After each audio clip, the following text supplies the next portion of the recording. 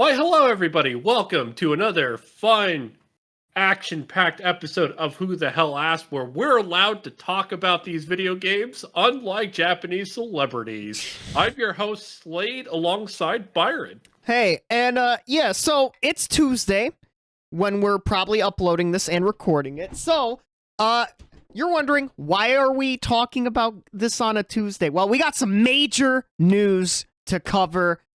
And Slade, let's start off with probably one of the biggest gaming news stories of the year, no doubt.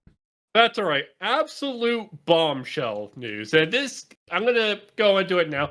This does kind of go into some spoilerly leak territory, but judging from our target audience, this doesn't impact most of you anyway. Like, due to the nature of this story, we kind of have to get into a couple of leaks and rumors. So, because again, the ramifications of this could be absolutely ginormous and massive. So, we're talking about the large leak of Microsoft first-party games potentially coming to other platforms. Yes. So this started with many rumors of two big Microsoft first-party games coming to other platforms. Those two games being Hi-Fi Rush, which was a Game of the Year nominee last year across the board, and hit live service game Rare's Sea of Thieves.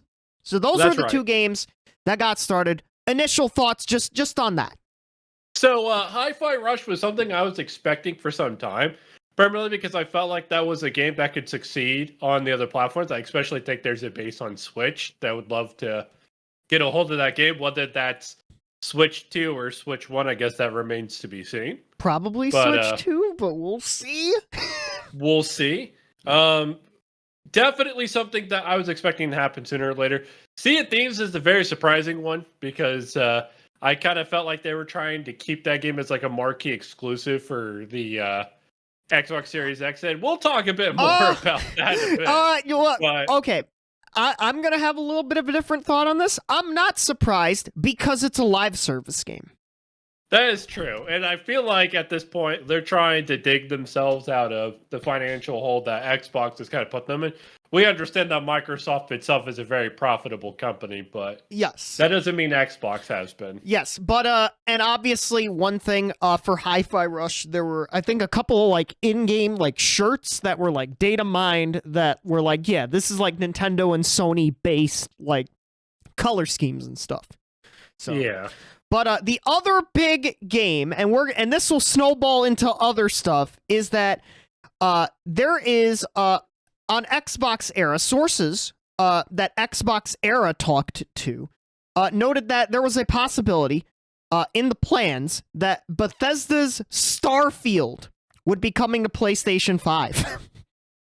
This is absolutely nuts because I was just talking about Sea of Thieves as a marquee exclusive. Starfield was Microsoft's marquee exclusive last year.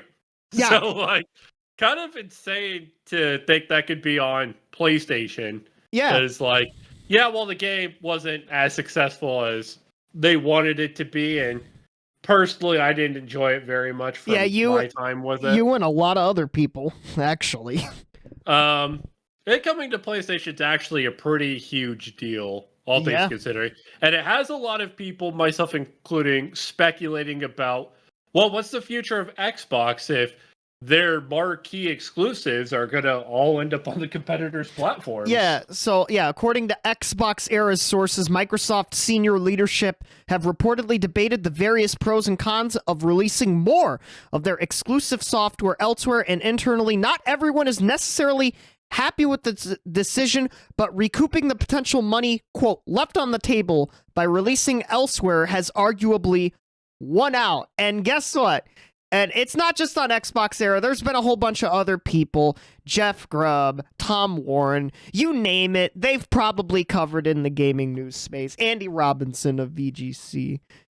But the big thing, Phil Spencer tweeted about this. So let me read you the tweet real quick. We're listening, and we hear you. Classic Phil Spencer words right there. Yeah, that's like his go-to phrase. Absolutely. We've been planning a business update event for next week, which apparently someone leaked from ZeniMax that Sarah Bond was going to be talking to employees, I think like sometime in the spring. That's fucking changed now. Where we look forward to sharing more details with you about our vision for the future of Xbox. Stay tuned. Yes. Wow. So this is crazy. There's a lot of people like going back and forth on what this could mean for Xbox One. Obviously, they're talking about their long-term future for their console. I think that's the main thing that they're going to be talking about. The long-term future for the console, for the brand, for their games, what form it's going to take, who knows? And this is where we get to start speculating about it with all the info real and leaked on the table. What do you think, Slade? I'll let you. So there's two prevailing trains of thoughts and rumors. So rumor number one, and the one I've been hearing about quite a bit more, is Microsoft is heavily considering leaving the console space entirely and moving to a third-party kind of like publisher a la Sega, EA, etc., where they own like a bunch of companies and publish games under their banner. That's something that they could do and makes a lot of sense. But the other rumor, and the one that's infinitely more fascinating, is that they are going to start developing their next console, and instead of trying to compete with PlayStation, they try to get into the hybrid portability aspect that Nintendo finds itself in currently along with Steam. So that's what I've been hearing. I don't know whether either of those are true, but that could be absolutely wild. Yeah, like I think at this point in time, considering like what Microsoft has done prior to this, ignore all the rumors, all the leaks, all that stuff, what they have just done with their own games. Right now, they've been releasing them on PC, they've been releasing them on the console, which has apparently somehow sold worse than the one line of consoles, which is insane. They've been getting stomped by Sony 2-1, 3-1, in some places 4-1 ratio compared to the PlayStation 5. Like, yeah, keep in mind, they just fought a 3 to 4 year long legal battle trying to acquire Blizzard. So, like, to me, the idea that they could abandon the console space is unfathomable. I don't think it's as unfathomable as people think, considering look how much they spent on Blizzard King. Don't forget the King part, because that part makes buku bucks right there in the mobile space. But and considering Xbox has wanted to get Game Pass on fucking everything, by the way. Don't forget that. They've failed to do that in the mobile space because of a whole bunch of legal mumbo jumbo and all that stuff and walled gardens. And obviously Sony and Nintendo are going to say, fuck no, you can bring your games to our platforms for our consumers to buy, but Game Pass, get out of here with that. I think that the idea is highly unlikely unless they announce they are leaving the console space. Yeah, And at that point, I think PlayStation and Nintendo would be, maybe not Nintendo.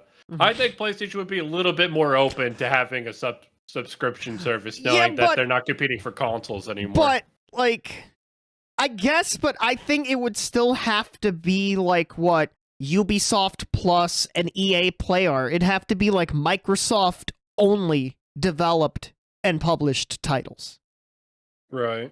Which I believe Xbox has said no. We don't want to do that. I could be wrong, and maybe their tune will change if they become a third-party publisher. Which, out of the big three, I always did think it would be Xbox that would leave first. Nintendo would be the last ones to leave. Honestly. To nobody's surprise, they're the slowest to adapt in a lot of situations. Though surprisingly innovative in others. We've been over this. Yeah. But God, it's going to be like maybe it's just as simple as, hey, we're going to be putting our games on other platforms within, let's say, 1 to 2 years. I think that still gives there somewhat of an incentive for there to be for people to buy the Xbox consoles. If it was, let's say, like, oh, hey, 3, 6, 9 months from now even, I think, yeah, people have the right to be like, what the hell, Microsoft? Why would we buy a Series S? Why would we buy a Series X? Well, more so Series X than S, because there's at least a little bit of a reason, because the Series S is like $300, sometimes $250, even $200 on a good sale. Like, but it would still be like, huh? Like, if we could just get these games like 3, 6, 9 months, a year is starting to be like, okay, there's a little bit of an incentive, like, to still buy the system. You get early access to play these games before everybody else.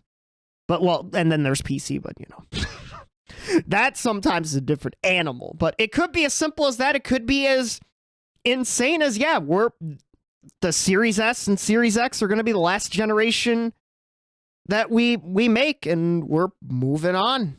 We're moving on into the sunset. I said, there's a lot in the pipeline there to uncover, and I'm just excited to see what the news is going to be next week. Not because, like, I'm preying on Microsoft downfall. If anything, if Microsoft were to go down the console space, that would actually be horrible for the industry as a whole. Yeah. Because that essentially gives Sony kind of free reign to dominate and monopolize the market. Which, spoilers, we don't want that. Well, there is Nintendo. Yes, they're... Okay. Don't listen. Different space, though. It's a different space. Yes, they're a different space, but it's like when Microsoft and Sony talked about Nintendo at the FTC stuff. No, they're not a different... Yes, they're different, but they're still in the same console market space. So yeah, absolutely. But like, it's different.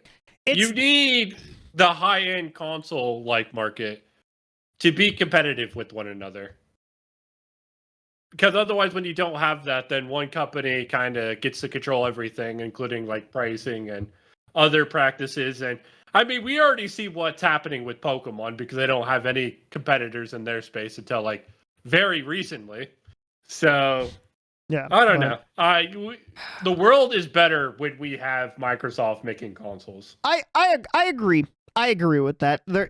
Competition will always be, well, okay, not always, because there are a few things, but that's getting into deeper waters than we'll talk about here on this show. But generally, it is a good idea to have competition. Yeah. And okay, so speaking of that competition, going on to a much more minor story that's barely worth mentioning. Japanese celebrities, I cracked the joke earlier, have been reportedly told not to mention Pow World to avoid Pokemon backlash. Yeah, like long story short, rumors are going around that the Pokemon Company are blacklisting any celebrities that speak positively about Pow World. Yeah, covered by VGC. Originally, I'm like, if it's true, like, whatever. I mean, that's pretty terrible. It's not great. Like, you can't work with us ever. It's not great, but like, I guess to be a little bit fair, they're looking into if like Pow World has legitimately taken stuff from Pokemon. Yeah, so but like, that doesn't mean blacklist people who could potentially work for your company just because they played and enjoyed the game. That's wild. It's a weird one. That's all I will. And again, we don't even know if like we don't know. The idea that plagiarism happened is even true or not. So like I don't know. I don't like it. I don't like it. It's a weird story. But speaking of weird stories, we have good old Square-Enix. So our first of 2 financial reports to cover. So we have Square-Enix. They put out their report numbers, and something very funny showed up with this. So in the digital entertainment, year over year, compared to fiscal year 22 and fiscal year 23, both the MMO space and the smart device space, aka the mobile space, are down, but HD games are up. That's very funny, isn't it, Slade? Yeah, absolutely. Which is actually kind of crazy considering I think for the most part, Final Fantasy XIV has kind of been backpacking Square for the most part since, the WoW Exodus and stuff like that. Yeah, but and it's really helped Square like make a lot of these other titles that Yeah, not their AAA games, but like their AA games, so to speak. Yeah, which like, oh my god, we've talked about this before. They shotgunned like 7 of them in like 2022, and a lot of them were failures and not marketed correctly. But yeah, there's that. But yeah, new titles such as Final Fantasy 16, the Pixel remasters, and Dragon Quest Monsters helped the HD game segment go up. MMO segment is down because there's going to be an upcoming expansion soon, so that probably should be on the rise. And then the smart device one is down because of a 9-letter corporation called Hoyoverse. Yeah, that's right. It's really hard to get into the mobile space when it feels like Hoyoverse, for the most part, is kind of just absolutely dominating the RPG aspect of it. Yeah. So, like, Square has to find another way in, and making these weird Final Fantasy VII mobile shooters isn't going to cut it. I'm sorry. Yep. Oh, Lord. Speaking of that, Final Fantasy VII Rebirth will also, as of the time of the show, appear in the its own state of play tomorrow. Yep. The fact that it's getting its own state of play probably killed any interest anybody had in the state of play last week, which is why we are covering it, because all happened. Well, a new Sonic Generations remaster happened, and Kojima announced, hey, I'm going to be making in the future a game that's Metal Gear Solid, but not really. Yeah, but I guess the unfortunately named Sonic X Shadow Generation. Yeah, even though the X is supposed to be cross, but you know. Yeah, I don't think they knew what they did with that one. Yeah, and then the new CEO of Square, basically, I'm gonna paraphrase, but basically have said, yeah, we're gonna tone down. We're gonna try to aim for quality over quantity for our games. Which, if you're a fan of the smaller titles from Square Enix, it's not looking good. It's not looking good. Octopath Traveler 2s, your Triangle Strategies, your Harvestellas, your Paranorma Sites, your Dio Field Chronicles. Like, yeah, we're definitely in a feels very bad moment when it comes to those games. But to be fair, it's one of those things where maybe they shouldn't shotgun fucking 7 of them in a quarter. Call me crazy. Yeah, call me crazy. Like, they could have delayed some of them. Yes, I know that would have costed money, but are they finished? Sure, but you know what? Maybe let's wait to release some of these. I don't know. It works for Nintendo. Yeah, Nintendo held on to what? A Fire Emblem game for like a year or so? A year and a half. Yeah, like goddamn. They literally had that shit finished in like fucking 2020, and they held on to it until last year. Insane. Yeah, like it's crazy. It's crazy. But hey, for Square, their HD game sales are up. For how much longer? Who knows? But of course, speaking of sales, it's our favorite thing to cover, our final topic of the week. The Nintendo financial results explanatory material. First off, that's right. First off, of course, the playing cards are up as always, up 108%. I gotta keep joking about it. It keeps going up. I don't know what's going on with Nintendo and their playing cards, but it's up. Those playing cards are going sicko mode, bro. Yeah, but everything is up. Mobile is up 93.4%, which is insane considering Nintendo are basically done with that market at this point. Yeah. You could chalk that up to Q4 being probably the most profitable quarter of the year. I mean, that's just standard across the tech industry. And Nintendo had a ginormous quarter. Yeah, even compared to last year, which is actually kind of insane. Yeah. Because it seems like the Switch is getting, not what I call a second or even third win, but like a fourth win. Yeah, because let's look at it. Yeah. Quarter over quarter, the regular Nintendo Switch, in terms of sales units, is a little bit down, but the Switch OLED and the Switch Lite are up, and Software's a tiny bit down, but we have some numbers for some big games. First off, Tears of the Kingdom now is at 20 million units sold. since its release in May, which is insane, by the way. Absolutely. Another insane title that sold incredibly well. Super Mario Bros. Wonder sold nearly 12 million units at 11.96. Yeah, which I will say that's a little less than I thought, because I thought it easily hit 15 million. Probably because of the continued Mario movie push, but nearly 12 million units, not something to sniff at. Sold fast. I mean, that's, 3 months, 4 months ago at this point? Well, yeah, but these numbers are fantastic. But these numbers are as of the end of the year, so it's only so we're missing 2 months of sales there. Yeah, so and I believe it has sold faster. Time for time comparison, it sold more copies in the same time frame than New Super Mario Brothers Wii, which is crazy. Of course, absolutely crazy. Yeah. To my shock, yes, because I shouldn't be shocked, but the fact that this game keeps selling God knows how many copies every quarter. Mario Kart 8 Deluxe sold 6.79 million units, which to me is insane. My God. I only sell 3 million copies a quarter. I understand that it's a Switch pack. To be fair, the last bit of DLC came out, which, by the way, check out my YouTube video on the Mario Kart 8 final DLC. But yeah, we also have a tier list of every single track. Yeah, my God, 3 hours. Jesus, that's what a crazy list. But yeah, Pikmin that 3 game just continues to sell. Yeah, Pikmin 3, 3.3 million units for Pikmin 4, which is the first successful Pikmin game in the entire franchise. It's the best selling in the entire franchise. No, for sure. It definitely broke through the barriers that every other game held back on. There's one game in particular, Slade, and I'll let you take the floor for this one. But Super Mario RPG has sold 3.14 million units in around, I think, 2.5 months.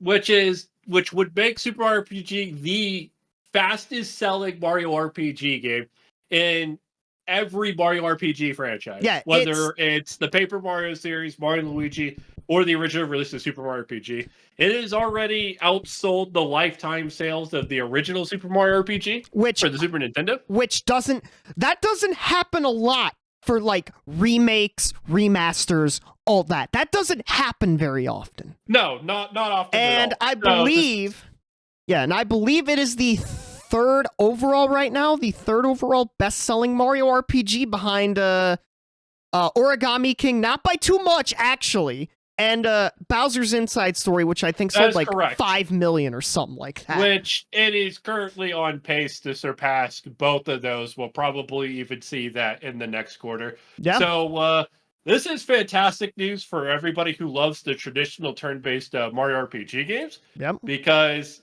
clearly the fans have voted with their wallets in regards to this, and they say, hey, these kind of RPGs, this is what we want. And the fact that it outsold the original is also very important. That's crazy, by the way. That means a lot of people who didn't experience it before all played it. So these aren't all returning fans. There's a lot of new fans experiencing it too.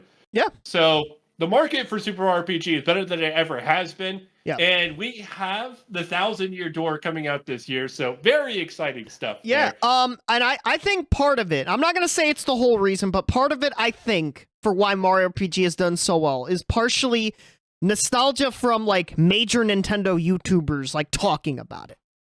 Well, I think that's part of it. Yeah, I think it's part this of game, without any marketing or anything like that, would have sold at least 2 million, because it's a Mario title. It's a Mario title. It's releasing in... It's releasing peak Mario. Did this one release before or after Wonder? I think it was before. No, this was in November. Wonder was in October. Can we also Mario parties are still selling. Super Mario Party 1 million, Mario Party Superstars 2.14 million for the entire fiscal year, and thanks to a Famaboards user, they did the math on updated sales numbers for the particular quarter. Mario Kart 3 million. Crazy. 3 million in a quarter, Slade. 3.5 million in a quarter. New Super Mario Bros. U Deluxe somehow selling 500,000 in a quarter. Super Mario Party, nearly 700,000. Big one, by the way, Pokemon Scarlet and Violet selling 1.13 million units in a quarter. I believe now becoming the third best-selling Pokemon game of all time, or Pokemon generation of all time.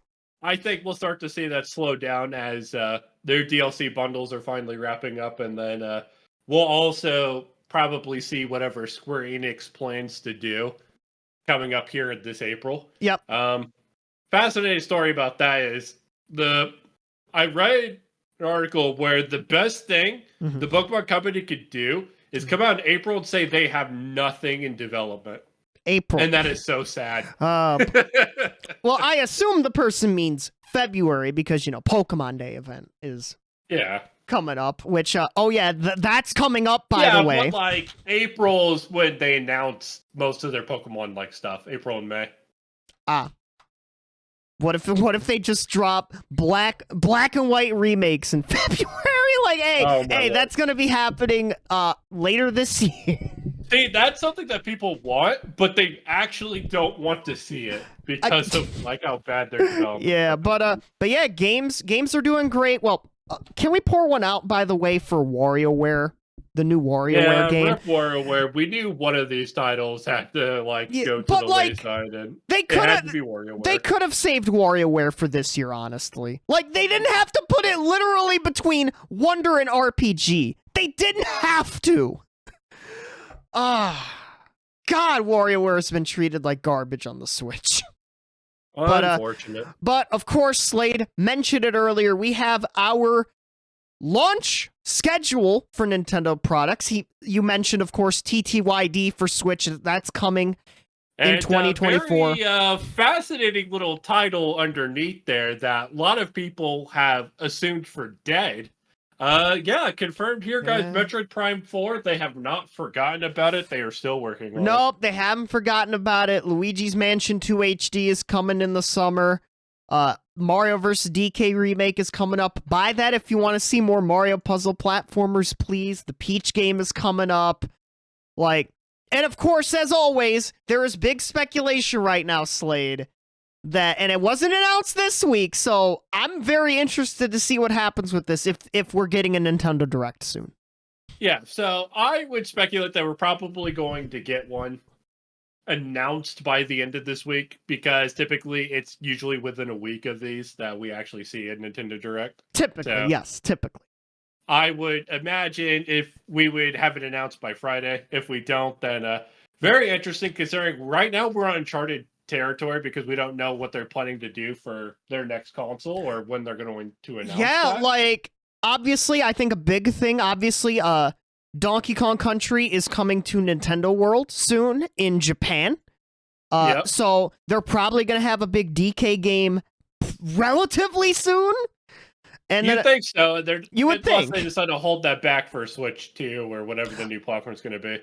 Fascinating thing about this is they still have Metroid Prime 4 listed as a Switch title. Yes. So we wonder if that's maybe placeholder because they haven't announced their new platform or what. But trust me, y'all, that's going to be cross-gen. I've been calling it for months and maybe over a year now.